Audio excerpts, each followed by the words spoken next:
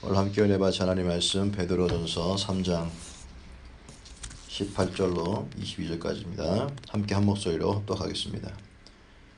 18절로 22절까지 시작. 그리스도께서 단번에 죄를 위하여 죽으사 의인으로서 불의한 자를 대신하셨으니 이는 우리를 하나님 앞으로 인도하려 하심이라. 육체로는 죽임을 당하시고 영으로는 살리심을 받으셨으니 그가 또한 영으로 가서 옥에 있는 영들에게 선포하시니라.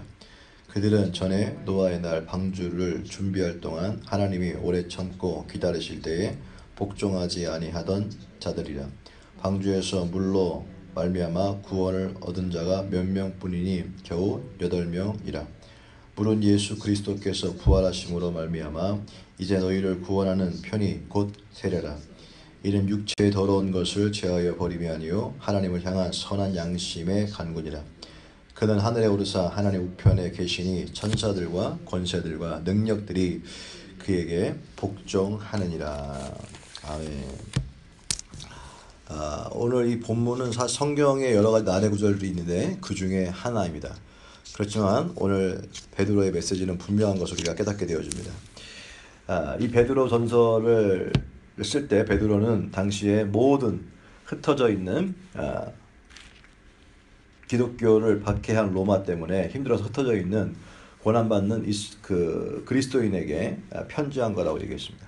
근데 오늘 이 베드로는 노아하고요, 그 다음에 예수님 두 사람을 언급하면서 불경건한 세상 속에서 바로 거룩하게 소설 살았던 두 사람의 이야기를 통해서 그들의 삶이 옳았음을 증명하면서 당시나 지금이나 그렇게 그리스도인들이 살아가기를 원하는 마음으로 이 본문을 썼다는 것입니다. 오늘 본문이 몇 가지 우리에게 질문을 던지는데, 그리스도께서 부당하게 우리를 위해서 고난 당하신 이유가 뭔가 라고 하는 것과, 또 한 가지는 여기 보면 영으로 가서 옥에 있는 영들에게 선포했다 그러는데 과연 그게 어딘가, 무슨 얘기를 했는가라고 하는 것과, 또 침례와 노아는 어떤 상관관계가 있는가라고 하는 것과, 그 다음에 믿지 않는 자들 속에서 믿는 자는 어떻게 살아야 되는가라고 하는 것을 오늘 본문은 가르쳐주고 있습니다. 먼저 그리스도께서 부당하게 우리를 위해 고통 당하신 이유가 뭘까? 18절에 보니까 그리스도께서 단번에 죄를 위하여 죽으사 이랬어요. 우리의 죄를 위해서 죽으사. 근데 사실 죽었다고 하는 것보다 밑에 성경에 보면 다 조그맣게 주로 나와 있죠. 또는 이렇게 하면서 어떤 사본에 고난을 받으사라고 나와 있을 것입니다. 사실은 단번에 죄를 위하여 고난을 받으사라고 하는 것이 더 적절한 해석입니다. 베드로 전서를 쓸 때 고난받는 사람들에게 쓴 편지이기 때문에 예수 그리스도께서 죄를 위하여 고난을 받으사, 그것이 더 가깝습니다. 그러면 고난을 받았던 이유가 뭘까요? 우리가 이미 지났지만 2장에 보면 그런 얘기를 같이 했죠. 왜 그랬습니까? 성경은 고난받는 이유가 바로 당신의 고난을 통하여서 바로 우리들에게 그 자취를 따라오게 하셨느니라 라고 2장 21절은 말하고 있습니다. 그래서 죄를 범하지도 아니하고 그 앞에 거짓도 없고 욕을 당해도 같이 욕하지 않고 고난을 당해도 위협하지 아니하고 오직 공의로 심판하신 이에게 부탁하셨다. 왜 그러냐? 그 이유는 하나다. 왜냐하면 그 자취를 따라오게 하기 위해서다. 이렇게 얘기하고 있습니다. 그러면 그리고 어제도 얘기했던 것처럼 그리스도 때문에 당하는 고난은 저주가 아니라 복임을 잊지 마라. 그렇게 얘기했죠. 예수님도 그렇게 세상 속에서, 부당한 세상 속에서 고난을 당했잖아요. 그 당한 것이 바로 죄를 위해서 그랬는데, 우리들 또한 당시에 고난받는 그리스도인들 또한 진짜 불의한 세상 속에서 고난받을 때 그것이 저주가 아니라 그것이 하나님께서 의를 위해 핍박받는 자 복이 있다고 했으니까 그것이 바로 복이다 라고 얘기하고 있는 것입니다. 그러므로 세상 속에서 고난당하고 있는 사람들, 예수님 때문에 신앙생활하면서 어려움 당하고 있는 사람들에게 바로 그것이 저주가 아니다, 그것이 복이다. 왜냐하면 예수님도 그랬고, 예수 먼저 당하신 고난은 바로 뭐냐면 그 발자취를 따라오게 하려 함이라 라고 베드로는 얘기하고 있는 것입니다. 두 번째가 퀘션인데 뭐냐면, 그 다음에 한 얘기가 그가 또한 영으로서 가서 옥에 있는 영들에게 선포하시느니라 그랬어요.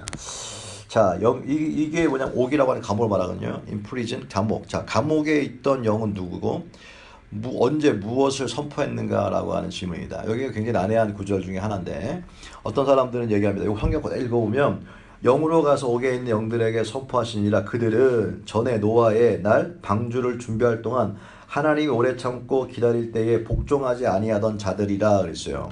이대로 그대로 읽어보면 자, 그 감옥에 갇혀 있는 사람들은 누구냐면 노아 때 심판을 받은 사람들을 말하는 거. 그죠? 읽어보면 노아 때 심판을 받은 사람들인데 그 심판을 받은 사람들에게 예수님이 죽으신 다음에 자 영으로 내려가서 그들에게 복음을 다시 한번 선포했다, 세컨처 줬다라고 하는 해석도 있는데 이것이 받아들일 수 없는 이유가 뭐냐면 바로 그것은 누가복음의 16장에 보면 부자와 나설에 대한 얘기가 나오죠. 자, 그거 보면 한 번 죽은 다음에 구원의 기회는 없다는 것을 가르쳐주고 있는 것입니다. 그렇기 때문에 노아 때 죽은 사람들이 내려가서 다시 구원을 위해서 세컨 찬스 줬다고 하는 것은 사실은 이것은 해석이 불가능합니다. 틀렸다는 것이죠. 왜냐하면 죽은 다음에는 구원이 없습니다. 기회가 없습니다. 죽기 전에 가능한 것이죠. 그것이 부자와 나사로에 대한 이야기를 통해서 알려주고 있는 것입니다. 그럼 이게 뭐냐? 바로 여기 보면 그가 옥에 있는 영들에게 성경을 보면 사람을 얘기할 때는 항상 다 영혼이라고 씁니다. 영혼이라고 씁니다. 영들에게라고 할 때는 천사나 그런 것들을 쓸 때 영이라고 많습니다. 그러면 옥에 있는 영들에게라고 할 때 영은 바로 타락한 천사들을 얘기하는 것이 맞습니다. 그래서 그러면 옥이라고 하는 것은 뭐냐면 바로 하데스라고 하는 것이죠. 하데스. 지옥이라고 얘기하는데 또 신앙고 사도신경에 보면 그 한국말에는 그 말이 빠져 있지만 그 여러분들 성경책에 앞에 보면 사도신경에 나와 있죠. 사도신경 보면 영어를 보면 죽으시고 십자가에 못 박히시고 그 다음에 죽으시고 장사 지내시고 그 다음에 he descended into hell이라는 말입니다. 지옥에 가셨다가 내려가셨다가 그 다음에 3일 만에 부활하셨다 이렇게 나옵니다. 십자가에 달렸다가 죽으신 다음에 사흘 동안 어디 계셨는가? 사흘 동안에. 그죠? 사흘 동안에 여기 본문 베드로는 사흘 동안에 바로 사도들의 신앙 고백에도 사흘 동안 지옥에 내려가셨다가 그 다음에 부활하셨다, 승천하셨다 이렇게 얘기합니다. 그러면 예수님께서 지옥에 가실 리가 없죠. 예수님도 지옥에 왜 가십니까? 그런데 그만큼 우리들의 죄의 처참함을 얘기해 주는 것뿐만 아니라 또 한 가지가 뭐냐면 거기 가서 뭐 하셨는가라고 하는 것인데 그 영들에게 자, 노아 홍수 때 노아들 당시 사람들을 타락시키고 당시 사람들을 미혹했던 그 영들, 악한 영들, 타락한 천사들이 홍수와 함께 심판을 받아 노아와 그 가족들만 구원받고 나머지들은 하데스라고 하는 곳에 가두어 두었는데 거기 가서 뭘 했냐면 죄와 사망과 그 다음에 그 사단에게 승리를 선포했다는 것입니다. 바로 그곳에 가가지고 예수님께서 자 십자가에서 이루신 일을 통하여서 죄에 대해 이겼음을 또 사망에 대해 이겼음을 사단에 대해 이겼음을 선포하셨다는 것입니다. 그리고 그것을 선포하고 그걸 찢어버리고 그 다음에 부활하신 다음에 승천했다는 것입니다. 바로 저와 여러분은 바로 그런 존재라고 하는 것이죠. 예수님께서 친히 우리의 죄와 사망과 사단의 세력에 대해 십자가 완벽한 승리를 선포하셨던 그래서 구원받았던 사람들이라는 것을 가르쳐주고 있는 것이죠. 세 번째 또 한 가지 아닌데 침례와 노아 홍수와는 어떤 연관성이 있는가라고 하는 질문입니다. 20절에 보니까 자 보세요. 물은 예수 그리스도께서 부활하심으로 말미암아 이제 너희를 구원하는 편이 곧 세례라 그랬어요. 세례라 했어요. 자, 물, 구원, 세례라는 말이 나옵니다. 물과 구원과 세례, 침례가 어떤 상관관계가 있는가라고 하는 것입니다. 베드로는 자, 물이 침례랍니다. 세례랍니다. 자, 구원의 상징이라고 말하고 있는 것이죠. 자, 당시에 하나님이 세상의 악함을 보고 자, 물로 심판했어요. 물로 심판했을 때 노아와 그 가족들만 구원받았죠. 구원받았습니다. 그런 것처럼 예수님께서 이 세상 가운데 심판할 때 물로 심판할 때 그 가운데서 건져지는 것, 이게 구원이거든요. 이것이 바로 침례의 상징이라는 침례는 죽고 사는 것도 있지만 베드로가 보는 관점은 뭐냐면 바로 홍수 때 다 쓸려 지나가서 심판할 때 그때에 노아의 가족이 거기에서 건져낸 것을 구원이라고 하는 거잖아요. 예수 그리스도 우리가 침례라고 하는 물속에 들어갈 때 물 들어갔다가 일어난다고 하는 것은 다 멸망할 수밖에 없는 존재인데 바로 거기에서 건져짐을 당했다. 그것이 바로 구원이라고 하는 것이다. 침례는 바로 노아 시대의 악한 세대에 구원받았던 것을 상징하는 것처럼 바로 그 너희들도 구원받았다고 하는 것을 가르쳐 주는 것입니다. 그것을 오늘 베드로는 우리 가운데 가르쳐 주고 있는 것이죠. 그리고 또 한 가지가 뭐냐면 바로 그러면 믿는 자들은 믿지 않는 세상 속에서 어떻게 살아야 되는가 라고 하는 것에 대한 질문에 대한 답입니다. 자, 이 세례라 이는 육체의 더러운 것을 제하여 버림이 아니요 하나님을 향한 선한 양심의 간구다 이랬어요. 이게 중요한 것입니다. 자, 세례의 뜻이 육체의 더러운 것을 깨끗하게 제거하기 위한 것이 아니라 하나님을 향한 선한 양심의 간구다 이랬어요. 이게 무슨 말이냐면 당시 노아는 120년 동안 120년 동안 방주를 지었습니다. 방주를 지었는데 당시의 노아는 마이너리티입니다. 모든 당시에 모든 그 사회의 메저리티는 다 뭐냐면 하나님을 알면서도 섬기지 아니하고 하나님 배반했던 사람들입니다. 다 그랬어요. 자, 그때 노아와 그 가족들만 온전히 120년이라고 하는 긴 시간입니다. 그 시간 동안에 방주를 졌다고 하는 것은 무슨 말일까? 하나님만 바라보고 하나님께 순종했다는 것을 가르쳐주고 있는 것입니다.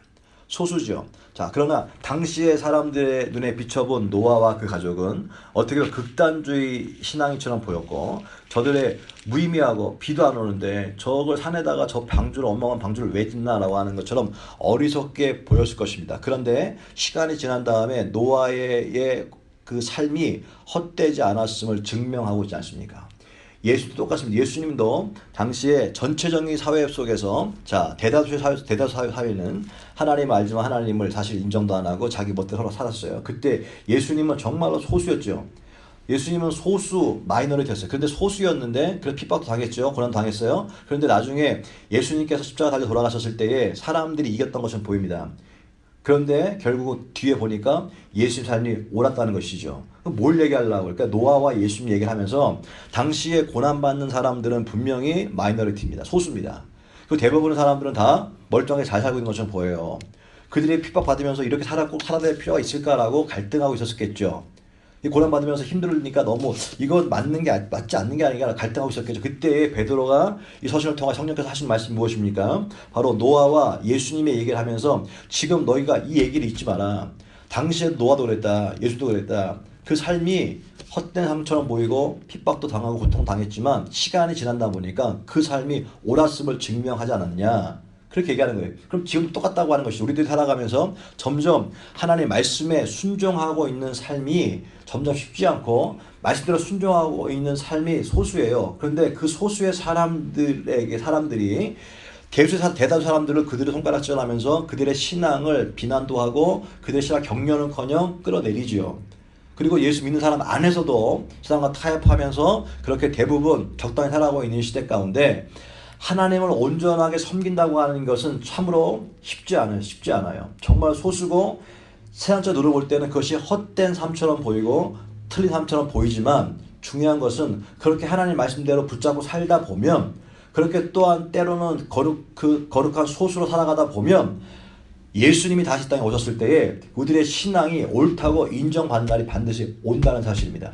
모든 것을 다 패하고 멸할 때에 그때 사람들이 그렇게 흉보고 비웃고 신앙을 비난했던 그 모든 것들에게 보상받을 날이 온다는 것이죠. 그것이 오늘 베드로 저서를 통하신 베드로가 들려준 음성인 줄로 믿습니다. 사람들의 시선에 주목하지 말고 사람들의 이야기에 주목하지 말고 땅의 것에 주목하지 말고 때로는 제대로 예수를 믿다 보면 고난도 받을 수도 있고 또 손해도 볼 수 있는데 그것 때문에 신앙이 흔들리거나 타협하지 말고 이렇게 사람들의 시선이 아니라 하나님의 시선을 두고 그렇게 끝까지 순종하며 끝까지 말씀대로 살아가다 보면 거룩한 소수로 남게 되는데 그 평가는 언제 하느냐? 예수님 다시 오신다는 것이죠. 자, 죽으시고 십자가에 달려 죽으시고 부활하신 다음에 하늘 우편에 올라가신 것을 사도행전 1장 10절에 알려줬잖아요. 내가 너희 본대로 온다 그랬잖아요. 그러면 예수님 분명히 다시 오신 줄로 믿습니다. 다시 오셔야 반드시 오십니다. 오시는 그날 노아가 그 모든 수고가 세상 볼 때는 뭐 발광 증거밖에 더 있어요. 헛된 것처럼 보이지만 그 삶이 보상받았던 것처럼 어떻게 보면 예수 믿으면서 우리들의 모든 삶이 어떻게 보면 헛된 것처럼 보이고 낭비하는 시간처럼 보일지 몰라도 이렇게 새벽에 나와서 기도하는 것이 피곤한데 쉬면 좋겠다고 하는 생각도 있지만 하나님 앞에 나와서 기도하면서 하나님의 뜻대로 살고자 또 오늘도 하나님 뜻대로 살고자 기도하면서 나아갔던 이 모든 헌신들이 결국 땅에 떨어지지 아니하고 결국 어떻게 된다고요? 보상받는 날이 온다는 것입니다. 헛되지 않다고 하는 것이 증명되어 온다는 것이죠. 누구에 의해서? 하나님에 의해서. 그걸 믿으라는 것입니다. 오늘 그것을 가르쳐주고 있는 것입니다. 그러므로 이 본문은 난해한 구절이 아니라 베드로를 통해서 깨끗하다. 정말로 이것처럼 클리어한 것이 없다고 하는 것이죠. 점점점 세상 속에서 예수 믿는 것이 쉽지 않은 시대에 살아가고 있습니다. 그러나 노아와 예수 그리스도의 삶을 기억하라는 것입니다. 기억하라는 것입니다. 그 기억하고 너희가 고난받고 있지만 흔들리지 말고 소수로 살아가지만 요동하지 말고 그때 끝까지 하나님 말씀 순종하며 살아라. 반드시 그 삶이 옳다함을 인정받을 때가 온다라고 하는 것입니다. 저와 여러분들도 그런 의미에서 그렇게 붙잡고 살아갈 수 있길 주의 이름으로 축복합니다. 기도하겠습니다. 살아계신 하나님 은혜를 고맙습니다. 주의 은혜를 감사합니다. 오늘도 오늘 말씀처럼 그렇게 불경건한 다수의 세상 속에서 거룩한 소수로 살아갈 수 있는 복된 은혜가 있게 하여 주옵소서. 예수님의 이름으로 축복하고 기도했습니다. 아멘.